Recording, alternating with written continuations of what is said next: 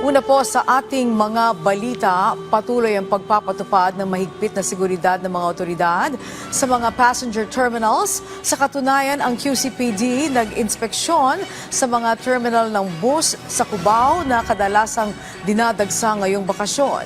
Si Ryan Lasigas sa Sentro ng Balita, live.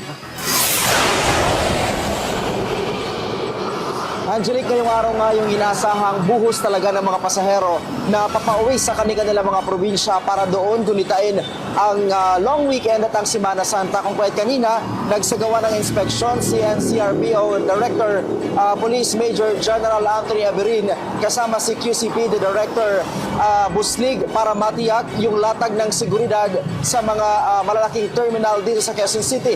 Ang ilang pasahero, Angelique, ikinatuwa naman yung presensya ng mga otoridad sa bawat terminal, lalo pat ayon sa kanila, siksikan na ngayon yung mga pasahero na pauwi sa kanilang mga probinsya. Hindi alintana ng ilang pasahero ang mahabang pila at mainit na panahon sa bus terminal na ito dito sa Cubao, Quezon City. Karamihan sa kanila, nagbabaka sakaling makakuha pa ng tiket pauwi sa kanilang probinsya para doon nagunitain ang Holy Week. Si Fia, pasado alas 10 na kanina nang nakarating sa Baliwag Bus Terminal, kaya inaasahan niya na mahabang oras ang kanyang gugugulin para makakuha ng tiket.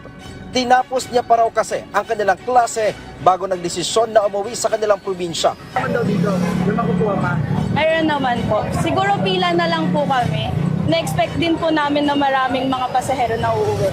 So, I think maaga pa naman kami for that. Wala ding tiket si Margie pero kahit nasa dulo ng pila, positibo pa rin siya na makakasingit pa uwi.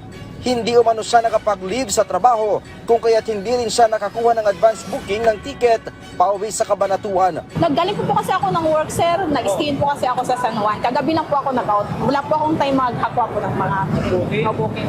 Para matiyak naman ang kaligtasan ng mga pasahero at iba pang biyahe palabas ng Metro Manila, nag-inspeksyon si NCRPO Director Police Major General Anthony Aberin sa mga bus terminals sa Cubao kanina. Ayon sa opisyal, kontento siya sa latag ng seguridad sa mga bus terminal. Nasa mahigit 10,000 pulis ang kanilang ipinakalat sa Metro Manila para siguruhin ang kaligtasan ng publiko ngayong Semana Santa.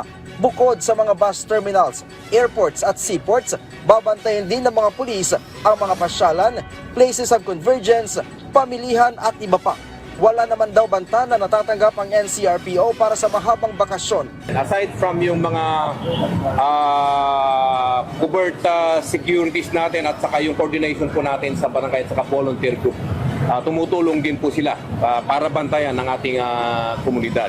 Kagaya nga ang sinabi ng ating Pangulo, dapat 24 hours po ang pagbabantay natin at kung kailangan hindi na matulog, hindi po kami matutulog para i-assure po yung safety and security po ng ating mga kababayan.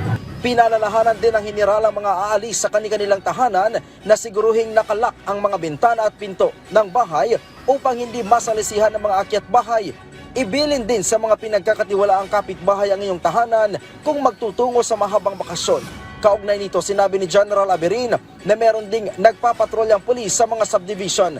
Layo naman ito na hindi makasalisi ang mga kawatan habang nagbabakasyon ang karamihan. Kagaya nga ng nasabi natin kanina, yung mga tao po dito ay iniwan po nila ang kanya-kanilang bahay. So, as a gesture of course patrolling their residence, nag-deploy po tayo ng mga pulis sa barangay. Actually, may mga pulis sa barangay tayo.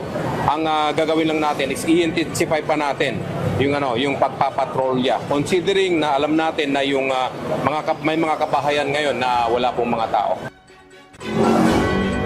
Angelique, sa kabuuan ay aabot sa mahigit 60,000 pulis ang ipinakalat ng Philippine National Police sa buong bansa yan para magbigay seguridad sa long weekend at sa Semana Santa.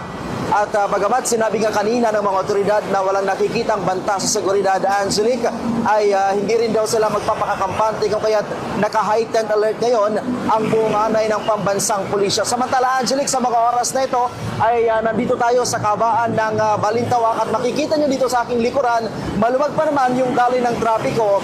Pero ayon sa mga otoridad, sa oras na magsimula yung exodus ng mga sasakyan, ay isa itong lugar na ito dito sa Balintawak na kanilang babantayan dahil posibleng umabot dito yung tukod ng mga sasakyan na papasok sa North Luzon Expressway o NLEX. Angelique. Alright, maraming salamat sa iyo, Ryan Lesiges.